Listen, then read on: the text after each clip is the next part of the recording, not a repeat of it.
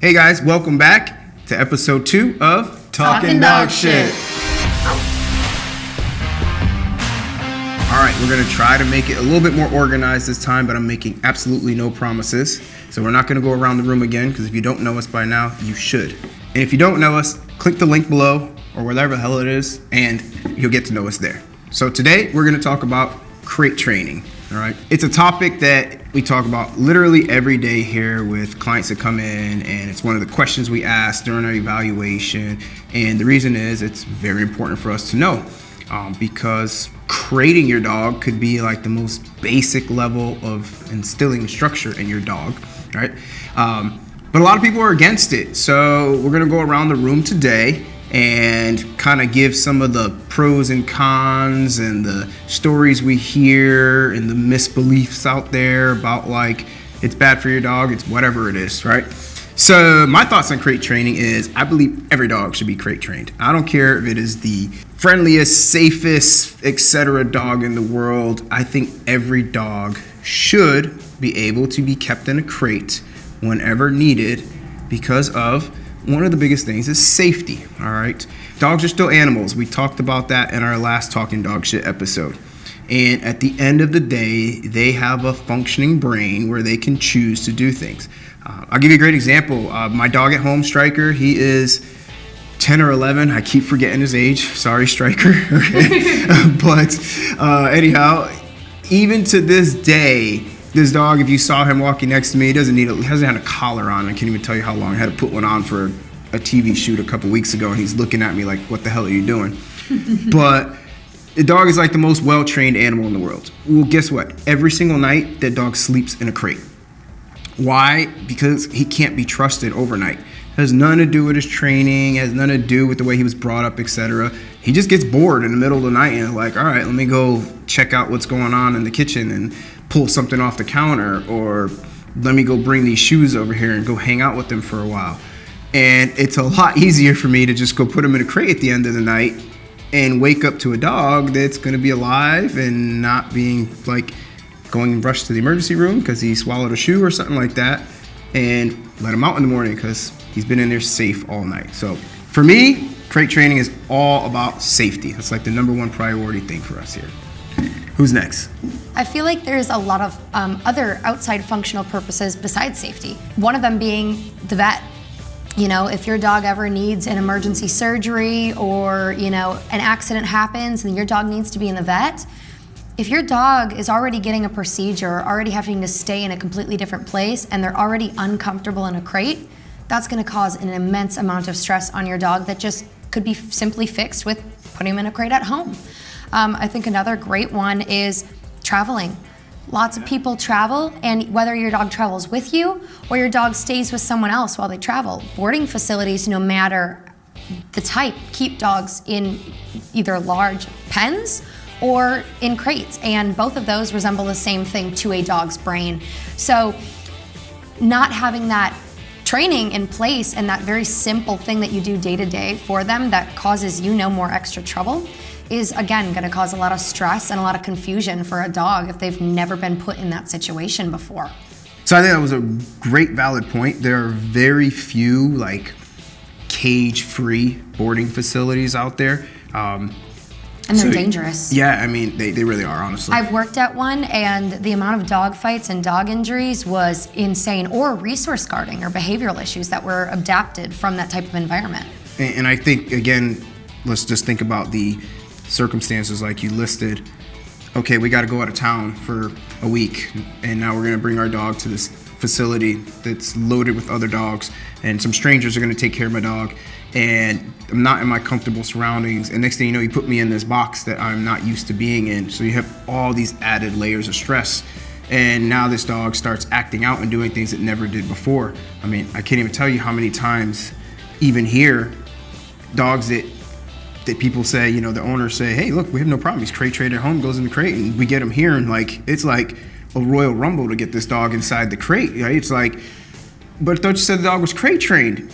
Well, we just added a whole other layer of stress, right? Again, new people, new surroundings, etc. So having that dog be more comfortable free going in and out of the crate is going to be less stressful for them in those situations, like you said, especially in illness. I mean, that's the ultimate stress right there for a dog. You know, dog is sick or hurt or what, etc. We don't want to be putting added more stress onto it for either. I love the people that are just very anti crate training. Just, I don't like putting my dog in a crate, and that's abuse, and it's inhumane, and The house thing. why I don't want to cage my animal. There you go. Y'all know where I'm going with this. Oh, I know I'm going. I'm waiting for it. I'm waiting for it. It's going to be good. This is going to be real good. Listen, For all of y'all that just thought exactly like what he just said, you better listen up right now. This is Listen, all listen. to you. if you subscribe to the idea of having a pet in general, I don't really even care what kind of pet it is, to own a pet means that you are securing that animal in your home. Your home has just become another cage. Your house is a big cage to your animal. Do you think living out in the wilderness and living out in the world that they're just like, oh, I'm gonna put myself in this big box and call it a house?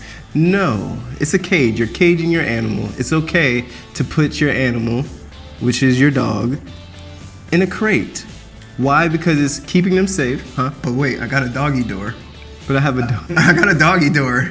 And My dog in and out by itself, so it's free. Is the yard? wait, is the yard fenced?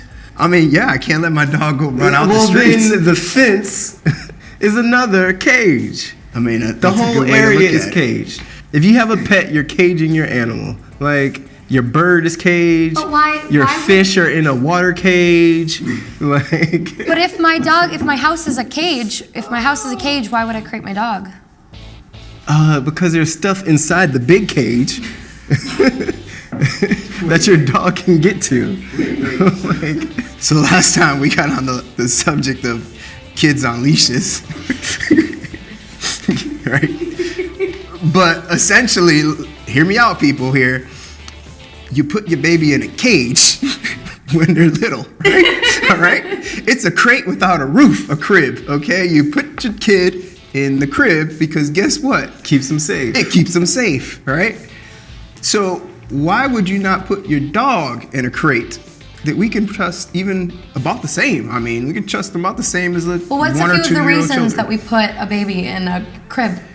Well, the first thing gonna be safety. I mean, can't have them running around the house or crawling around the house and eating stuff and Or getting rolling into off the things bed. or rolling off the bed, right? So essentially, it's a crate without a roof, right? If we put a roof on top of that thing, it's the exact same thing as the PetSmart wire crate, okay? Exact same thing there. So think about it in the same aspect. Now, do we crate our children forever? No, right? Eventually they grow up and they learn responsibilities and learn things that we can do. But at the same time, And then they save up. Wait. And then they save up and buy their own crates, technically. yeah, well, I was going. Hold on, you skipped a step. got You the skipped room a step. crate, the room Exactly, crate, the room crate. crate. Exactly, right? How many teenagers hide in their room all exactly, the time? right? So Because you it's their know, own personal space. Like, Exactly, right? I think people forget that, you know, when you give your dog a crate, you're creating personal space for him, right? Versus now your dog is, this is why we have so many resource guarding issues. Almost every dog that comes in here for resource guarding, we ask the customer, oh, do you crate your dog? No, I don't crate my dog. So My babies climb all over when right. he So then the eats. dog claims your couch. The dog is claiming your bedroom. They're basically claiming different aspects of your home because they want a space for themselves. And then when you try to remove them from the space, now mom, grandpa, dad got bit. Little Billy tried to get the dog off the couch, and Foo bit Billy in the face. Like, no, put the dog in a crate, and we won't have that problem. Because they have their own space. So let's touch on, we kind of hammered the crate thing right now, right? Let's touch on some of the positives. So space, personal space is like a really good reason to have crate. True story, in my house, y'all know Bourbon, y'all seen him on our videos and etc. He is annoying as hell to live with, okay? He does not sit still for nothing, all right? To the point that he annoys Stryker. So if him and Stryker are loose at the same time, Stryker will literally walk across the house and go to his crate with the door wide open and sit in there. Like, I don't want nothing to do with this thing, right? He's annoying. So it's his personal space. He knows when he goes in there, no one's gonna bother him, right? So a good bonus to that, or plus side, a pro, could be personal space. Comfort is another dynamic to that. So my dog Nova, you've also seen her all over the Instagram. My dog Nova is very laid back, but she also has separation anxiety. And so when she's feeling anxious, she puts herself in her crate, because I've taught her repeatedly that your crate is your safe spot, and that's where you go to completely decompress. So if there's too many people over, if there's, I'm house sitting for Emmy right now, and Emmy's just like Bourbon, won't stop in the house. So Nova will go ahead and put herself in the crate to give herself that relief of, I need some space, I need some comfort. It helps me, because she goes and heads and makes that choice for herself to remove herself from whatever event I'm hosting in my house. So I don't even have to worry about telling her to go anywhere. We got personal space, we got comfort, we got safety, I thought you were coming in here. I thought you were chiming in with number 4. I've been trying to. Go ahead. You gotta raise your hand. Just to raise your hand. Between you two, we might have to at this point. Okay, you're next. God. Rebecca's turn. I was just gonna say also, like for my 2 dogs at home too, honestly, they're perfectly fine outside of the crate. They're mainly in there too for their own protection, because my cats will kick their ass if they stay outside of the crate. So it helps them also feel safe, because they will get beat up if they stay outside of their crates. Cat training. I can do that too. Got you on cat training, everybody. And let's be brutally honest. Human error plays a huge part in this. I don't care how doggy proof you feel like your house is.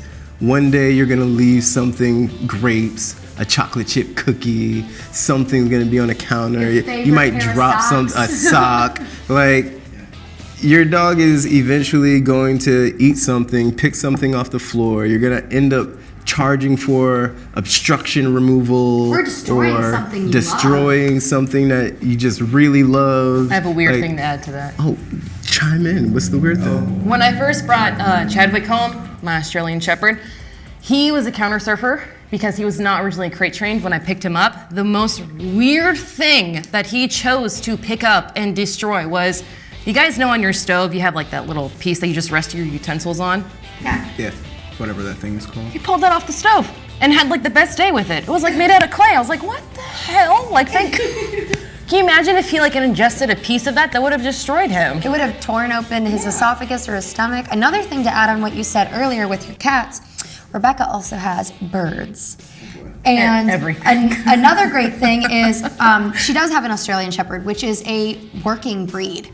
I also have a hunting breed, and I have cats. So another reason I crate my dog when I'm not home is because no matter how much she's grown up with these cats, how well behaved she is around them, she never chases them, plays with them, cuddles with them. But at the end of the day, if I'm not there, I can't prevent my cats from getting hurt if she was to chase them. Same thing with her birds. She couldn't prevent her dogs eating their bird poop, trying to eat the birds, if she's not there and they're just loose. Even when I am home, dogs have to go up for the birds to come out. Yeah. Play it safe. Play it safe. All right, so Crate your dog. Moral of the story. crate your dog or die. Crate or die. Crate or die. That's the only options here. And just to be clear, we're not saying your dog has to live in the crate 24 hours a day, guys. All right, this is a thing that you should be doing at random. Also, don't make it a point to just crate your dog when you leave, right? Because that's how separation anxiety starts. Start them very young, right? As soon as you get that puppy, or the very first time you get that dog, even if it's a year old, doesn't matter, right? Get that dog in a crate. Get them used to going into it. Have it be a positive experience. Feed them in their crate, okay? Just don't, every single time we leave, we're gonna go and put our dog in the crate, because then what happens is dog associates human leaving with crate, becomes a bad experience. We don't want that. So you should be able to say crate, or a lot of clients use house or bed, whatever the heck you wanna call it.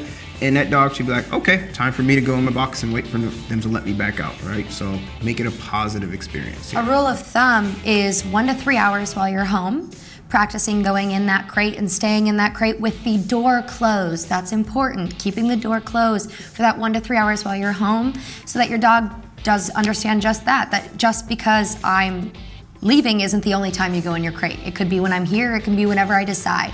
And then the other rule of thumb is whenever you can't supervise your dog should be in a crate. That should be oftentimes when you're sleeping. We talk to clients a lot about sleeping in the bed and stuff like that. That's a whole separate video, but you can't manage your dog when you're sleeping, and you can't manage your dog when you're not home. So 1 to 3 hours, and whenever they can't be supervised, is the best way to keep them safe, happy, comfortable, not anxious, all of the things we listed above. Here's something that's going to be good to talk about because it's a very common question we get asked in the consultations is how long is too long in a crate? Good point, yes. I always tell people average work day, right? So you're going to be gone, we used to be gone from home, but average work days, like 8 to 10 hours for someone to be out of the home. That should be acceptable for your dog to be crated by any means, right? Anything above that, yeah, it starts getting a little iffy, 12, 14 hours, except for the occasional time frame. But yeah, you should really, 8 to 10 hours should be an acceptable time for your dog to stay in a crate safely with little to no stress. I also don't think people really realize or understand how much dogs really sleep in a day. Yes. Because your dog's not running around the house all day. It's not running in and out the doggy door. It's sleeping most of the time. All right. We'll do a whole other video on how to crate train another day. But the moral of the story again, guys, here is crate your dog. All right. Just crate your dog, crate your dog, crate your dog. Can I crate your dog? Yes, you can crate your dog. That's it. So if you have any comments or questions about anything we said today, just put it in the comment section below. And we're going to see you in the next video where we're going to talk about, what are we doing? Dog parks. Yeah, that's going to be a lot of controversy. All right. So we'll see you in the next episode of Talking Dog Shit. See ya.